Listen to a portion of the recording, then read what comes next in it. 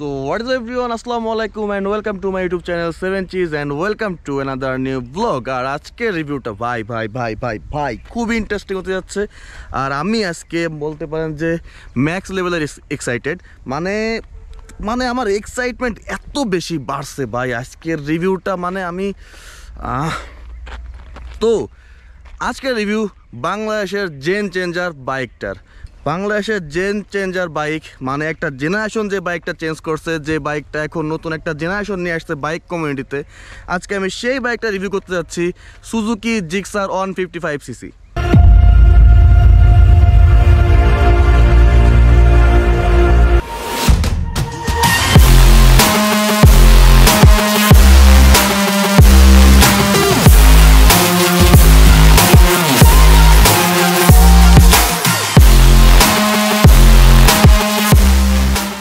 তো 2015 আগে মানুষ একটু ফ্যাটি, একটু বডি বড় সড়ো বাইকের দিকে মানুষের অনেক বেশি ফোকাস ছিল। ওই ট্রেন্ডটাই ছিল যে মানুষ ম্যাক্সিমাম টাইম ওইসব বাইকগুলোই বাই করতো বা ওইসব বাইকগুলোই বাংলাদেশের রাস্তায় বেশি দেখা যেত। বাট 2014 সালে যখন সুজুকি জিক্সার 155 লঞ্চ হয় আর ওটা বাংলাদেশের মার্কেটে আসে মনে হয় 2015 সালের ফার্স্টের দিকে, আমি যদি রং না হই তাহলে এটাই কারেক্ট নিউজ হবে।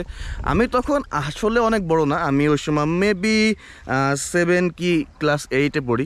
তো ভাই যখন ওই বাইকটা আমি প্রথম শোরুমে দেখলাম, মানে শকড। শুধু আমি না, আমার ভাইয়া তখন ফুললি একটা বাইকার ছিল।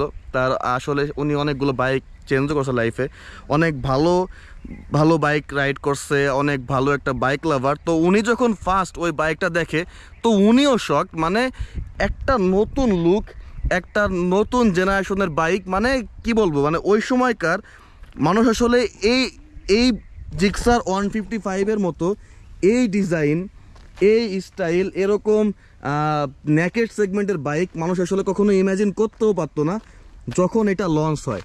মানে বলতে পারেন this is the bike which change Bangladesh bike generation. বাংলাদেশের বাইক রাইডার্সদের, বাংলাদেশের বাইকার্সদের, বাংলাদেশ বাইক কমিউনিটির একটা জেনারেশন চেঞ্জ করতে এই বাইকটা সব থেকে বড় হাত। 2015-এর আগে একটা জেনারেশন ছিল যেখানে ডমিনেট করতো সিভিজেড, পালসার, আরটিআর, এইসব বাইকগুলো, হাঙ্ক, এরা ডমিনেট করতো বাংলাদেশের মার্কেট। দেন তখন একটা বাইক আসে, নতুন একটা বাইক কোম্পানি সুজুকি বাইক নিয়ে আসে। সুজুকি যখন বাইকটা লঞ্চ করে সুজুকি জিক্সার, ওর পর থেকে আসলে মানুষের ধারণা চেঞ্জ হয়ে গেল যে না, নিউ জেন বলতে কিছু আছে, নতুন কিছু আসলে পাওয়া যায়। তো মানুষ নতুন কিছুর দিকে দৌড়ানো শুরু করলো। আর এই বাইকটা সেই নতুনত্বর ছোঁয়া বাংলাদেশে প্রথম আনছে। তো আমি জানি না অন্য বাইকার্স বা অন্য যারা আছেন কমিউনিটিতে তারা কতটুকু রেসপেক্ট দেন এই বাইকটাকে, বাট আমার চোখে এটা একটা legend.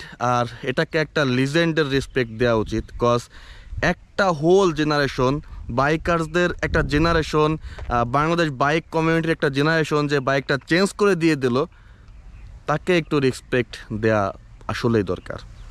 So guys, this bike in front of me, it's a game changer, gen changer, Suzuki Gixxer 155।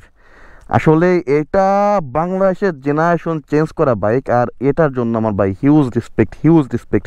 আপনি লুক দেখতে পারেন, 2015-এর লঞ্চ হওয়া যে লুকটা ছিল এই বাইকটা এখনও সেম লুকেই আসে। আর আমার কাছে এখনও মনে হয় না এই বাইকটার এই লুক, এই শেপ এখনও কেউ বিট করতে পারছে।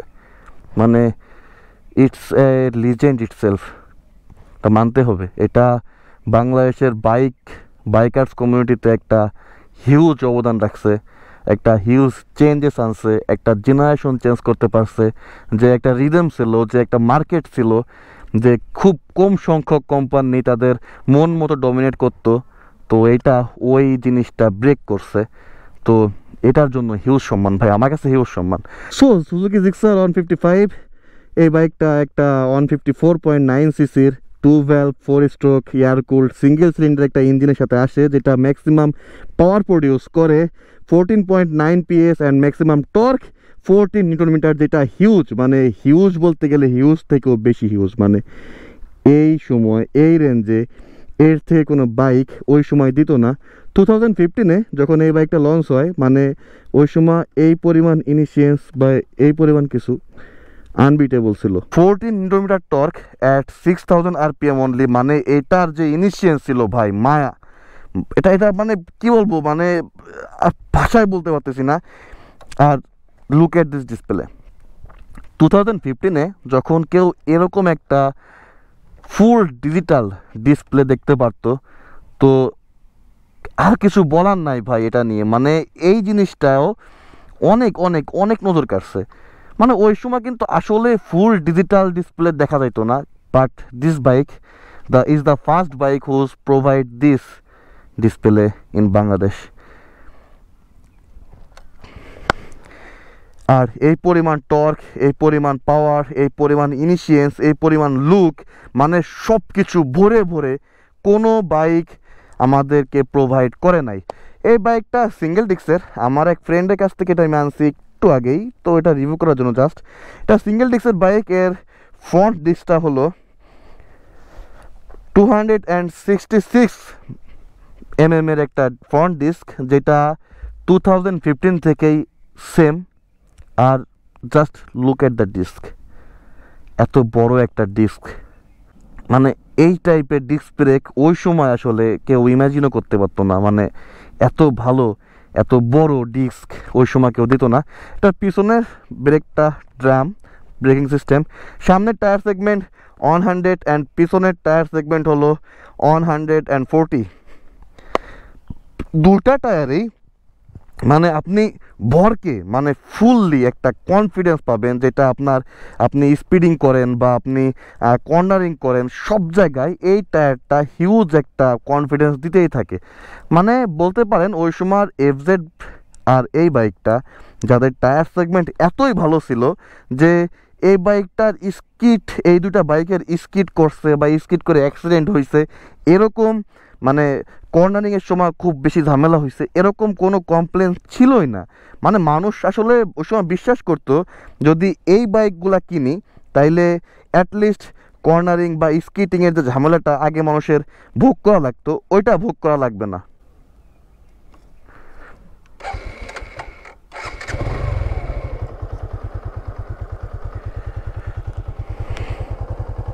Just look at the exhaust, double barrel exhaust system. মানে ভাই আমি বললাম না, যখন 2015-এ এই বাইকটা লঞ্চ হয়, এই বাইকটার পুরোটাই নেক্সট জেন ছিল। মানে ওই জেনারেশনের কেউ এরকম থিঙ্কিং আনতেও পারে নাই। এটার এক্সস্টটাও সেম লাইক 2015। মানে ওই সময় আসলে কেউ ইমাজিন করে নাই যে এরকম একটা সিঙ্গেল সিলিন্ডারের বাইকে ডাবল ব্যারেল এক্সস্ট পাওয়া যাবে। যদিও এটা কিন্তু বেসিক্যালি এটা সিঙ্গেল সাইলেন্সারই বলা যায়, এক্সস্টটা সিঙ্গেলই, বাট এটার দুইটা এক্সস্ট পাইপ আছে, মানে লাস্টে এন্ডিংয়ে দুটো এক্সস্ট পাইপ দিয়ে রাখছে, যেটা আসলে অনেক ভালো লুক। আর এটার ইঞ্জিন নোট ওয়াও,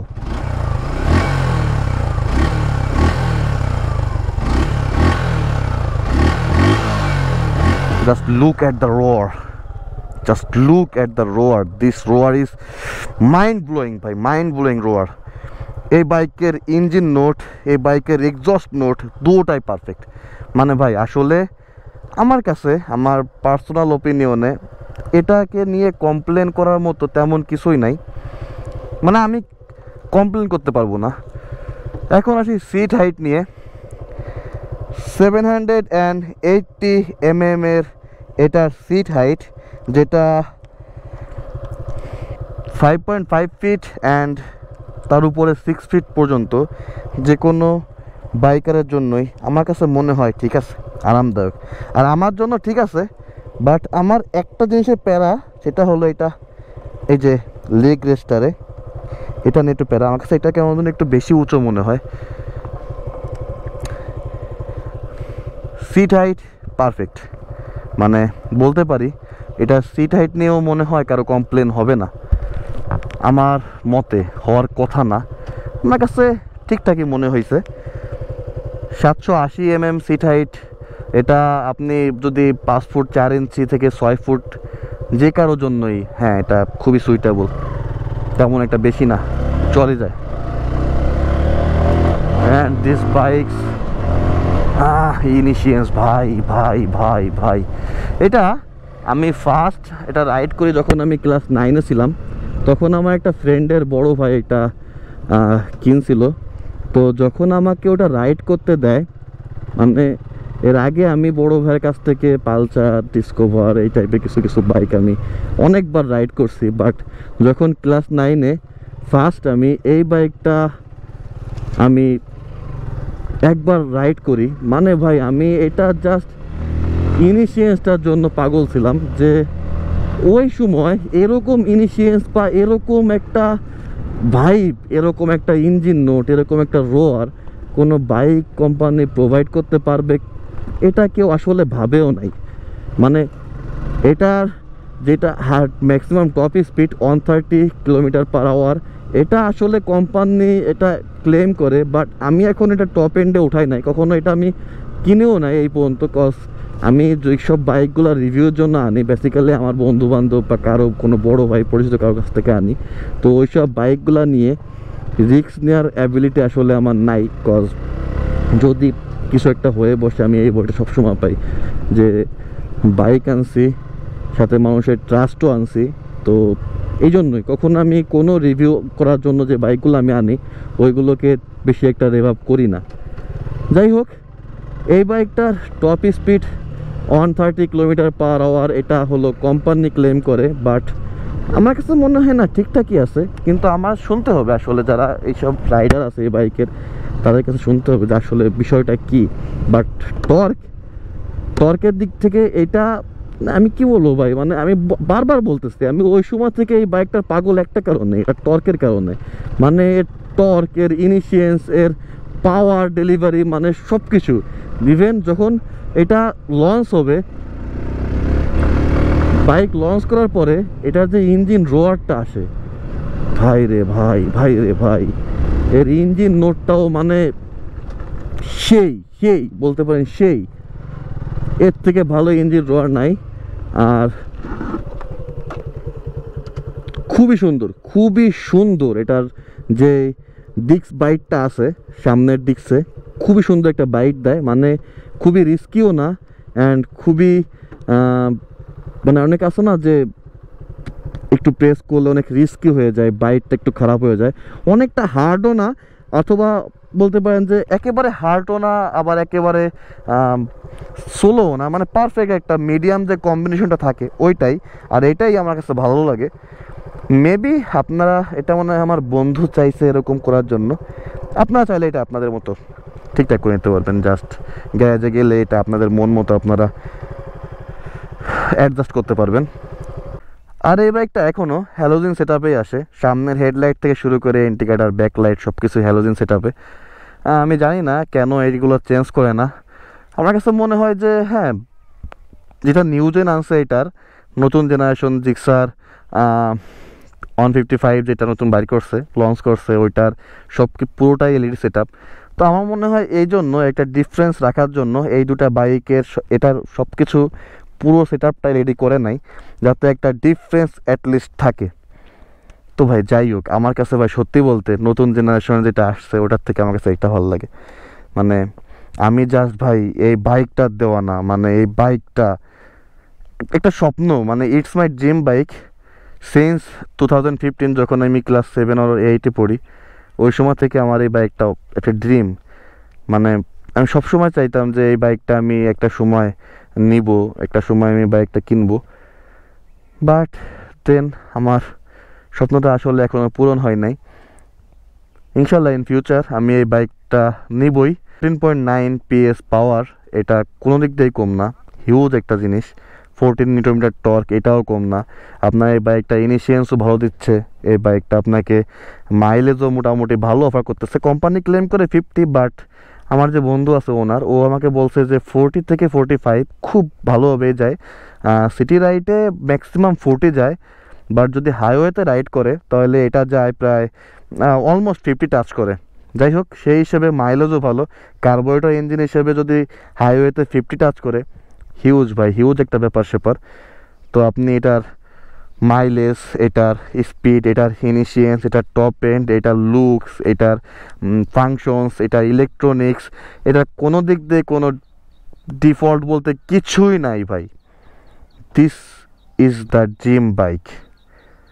এই বাইকটা আমার মতে Bajaj Pulsar, single disc, double disc, Apache RTR 160 এইসব বাইক থেকে বা এইসব কমিউটেটর বাইকগুলোর মধ্যে আমি বলবো যে এটা বেস্ট। এই বাইকটা আপনি নিতে পারেন, চোখ বন্ধে নিঃসন্দেহে নিতে পারেন। এর উপরে কোনো বাইক আমার মতে আর হবেই না, পসিবলই না।